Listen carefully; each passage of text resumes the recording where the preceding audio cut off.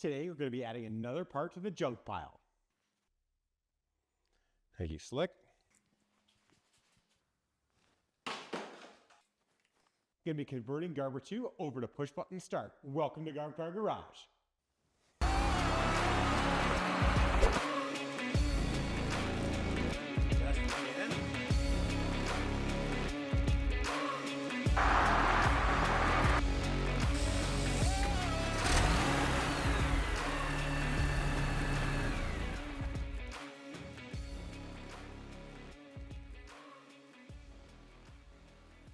What's up, people? Welcome back to another episode of Garb Car Garage. I'm Dave, this is Garber 2, and today we're going to be eliminating the key start and converting it over to a push button start. Now, we've got a kit from JDI, and what this is called is the Ghost Key. What the Ghost Key does, it adds another module into the vehicle that will act as the immobilizer and allow us to use a push button start to start the vehicle just like any modern new car. Inside the kit, you've got all the modules, all the wiring, and everything you're going to need to get the car converted over to push button start. So what we're going to do, open up the kit, see what's inside, and then we'll get in the car and get the clamshell around the steering wheel removed. All right, so in the box, we've got module. This is a dummy lockout. So what this is in case you have components that bolt the lock cylinder that we're going to be removing, this will allow them to still be functional. Start stop button itself. Some stuff talking about other promotions. Got the main wiring cables. That's the new transponder ring. More wiring harnesses, user manual, business card, and a couple of little stickers. Let's get to the car. We're going to remove the battery and start the installation process. Okay, so let's start by disconnecting the battery. So usually this is where you'd start to remove the clamshell, but because I can remove the steering wheel, the first thing I'm going to do is take the steering wheel off and give us more access to underneath it. Underneath the clamshell, we have 1, 2, 3 Phillips screws. We'll take those screws out and it'll give access to all the wiring underneath.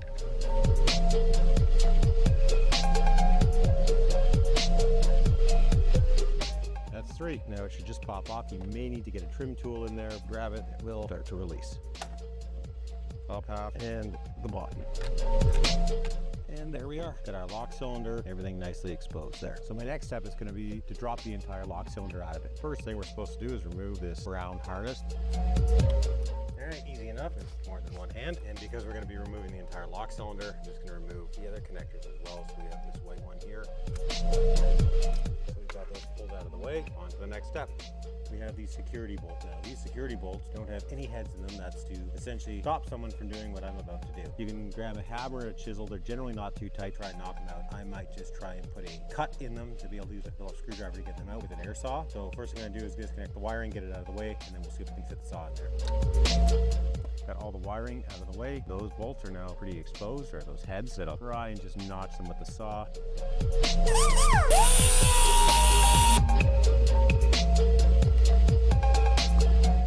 Nope, gonna need more leverage. Gonna get a small chisel and a hammer and we'll see if we can just knock them loose.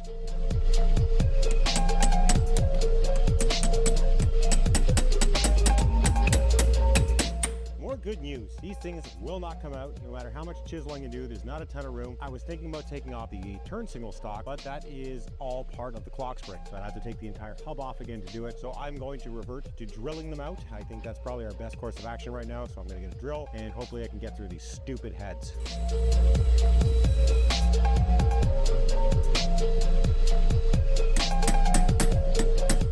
This is still not budging. This is ridiculous. These are supposed to be relatively easy to drill out. No, it's gotta be a giant pain. Everything I do has to suck. How is that not broken off? Ridiculous. So after 2 more size drill bits, I can finally get it to move with the hammer. I have no idea how this head is still turning on. There's almost nothing left of it. But let's keep going and bashing this thing and hopefully we can finally get the first one out.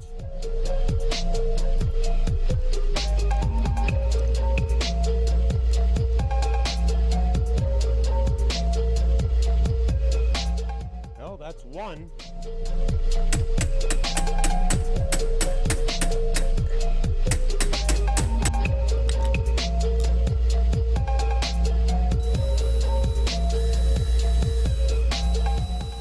Finally got enough on it and it can be released. What a pain.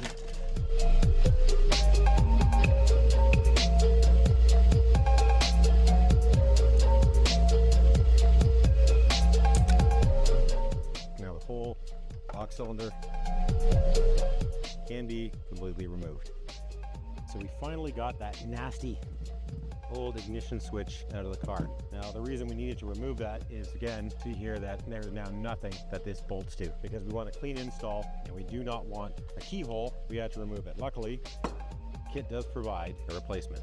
So there is our original, and there is our lightweight aluminum replacement. Also same bracket and the security screws that will break off when we tighten them all the way down. So let's get that thing reinstalled, and that way we don't have a flopping around wiper switch or multifunction switch.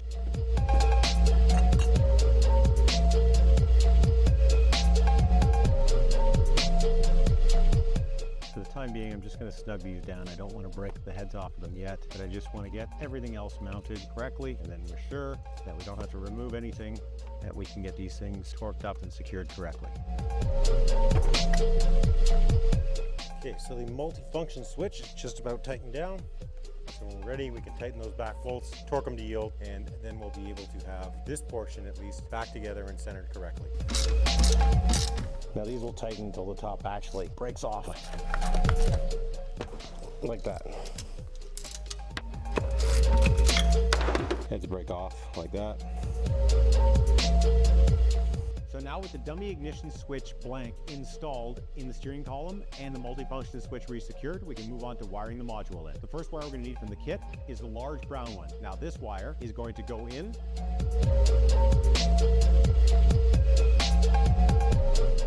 So the brown end of the wire is going to go onto the brown connector from the body side of the car. The white connector will go into our module, and this black side will go to any ground we find in the vehicle. They gave a decent amount of length on this to be able to locate that box where we need it to be located and to find a suitable ground. So we're going to hop back in the car, we'll get this secured, and then we'll move on to our next step. So there's our brown wire on the car side. We'll click these right in.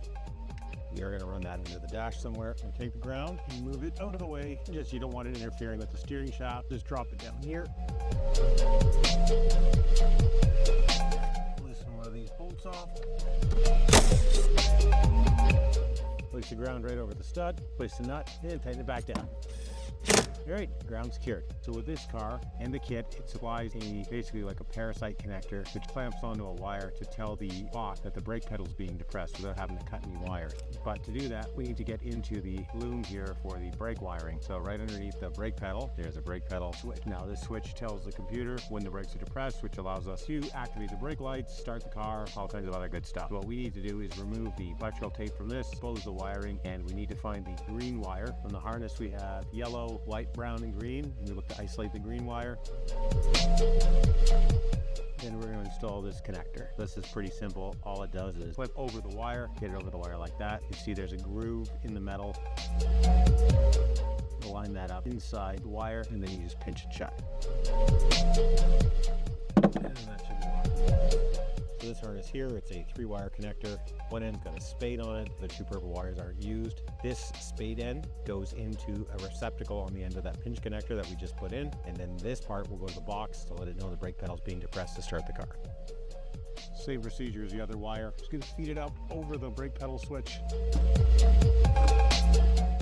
So on the opposite end of that spade connector, there is that receptacle there, and this plugs right in. There we go. Now we will clean all this wiring up afterwards, but we want to make sure that we have enough length and everything is run correctly first. Now we're going to attempt to mount the box. I think we're going to mount it up to that junction block up there so we can get these wires plugged in. There's the main one from the ignition switch. Brake switch wire, 3-wire connector here. I just like to let everyone know how much I love lying under a dashboard. It's just absolutely fantastic. The best thing ever. So much room underneath here. I recommend everyone lie under their dashboard for a consistent amount of time because it's just the best. And I am absolutely not in pain at all right now. There's nothing digging into my ribs at all. This is so good. One zip tie. Box is mounted. Wiring's all tucked away. The box is out of the way of the steering shaft, tied up there nicely. All the other wiring is run nicely. The next step in the installation process is getting the factory immobilizer antenna installed. Now what the kit comes with is 2 keychains and a credit card. Now what we do is we hide this installation antenna somewhere in the interior of the vehicle, and we want to start it. We flash one of those key tags or cards over the location of this antenna, and it will allow the system to disarm and allow us to start the car. So where I'm thinking about mounting this is in the center console, right in this area here. Nice flat spot. That should fit right over it, and we'll be able to run the wiring under the car. Now this is out of an Acura CSX. Most Civics don't have a closing door. Now it is disgusting, dirty, and gross, so we're just gonna mock everything up and we'll get this cleaned, and when the interior goes back together, we'll make sure this is looking really nice. But for the time being, we're just gonna place it in and hope that it goes in somewhat decently. All right, let's get back in the car.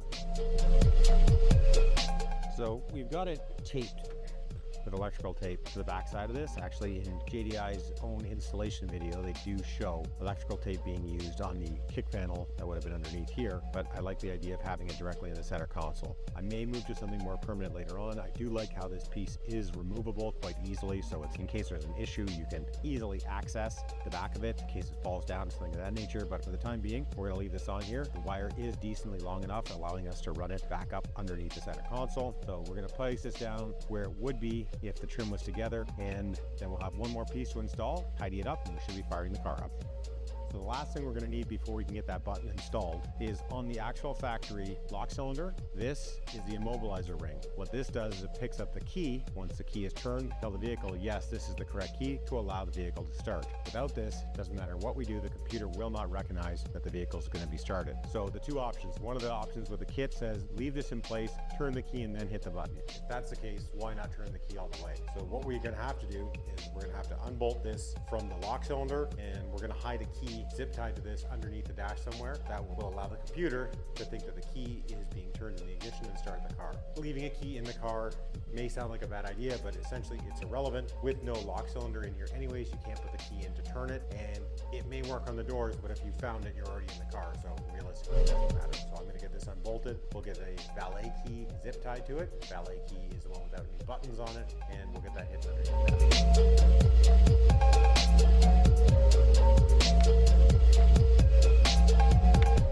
This is the only piece that you'll need from the rest of that. So this is the valet key. This we are going to attach directly to this, and that will let the car think that the key is installed or key is inserted.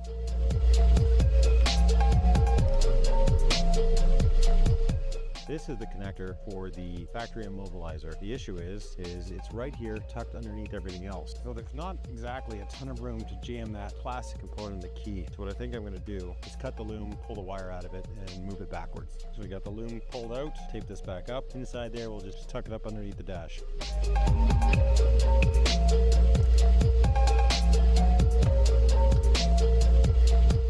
Routed and out of the way. So I'm going to connect the wiring back together here for the multifunction switch.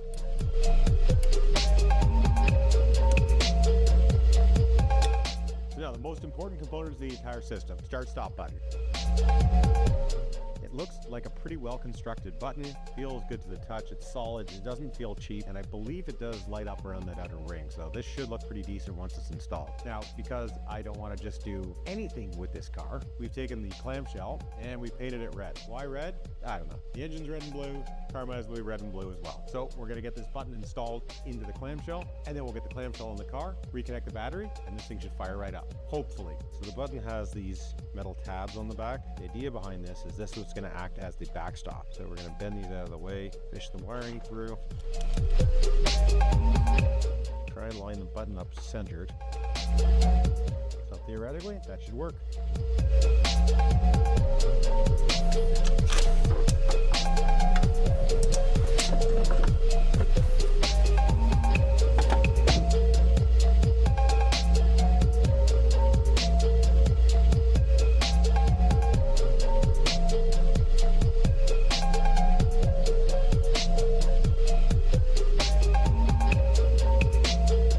Okay, so the next step is to get that wire run down from the button into the module.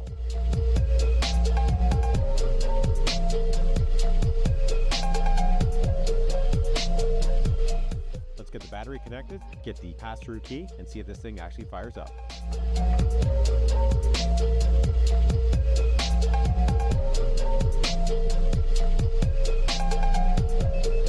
On the brake. She is alive.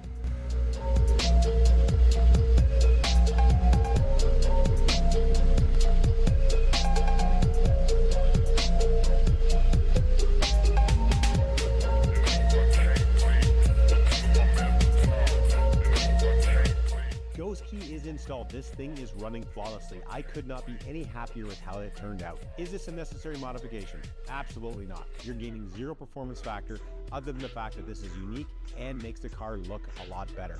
I'm very happy with it. It brings it up into the modern era. The issues I had with the kit itself, great.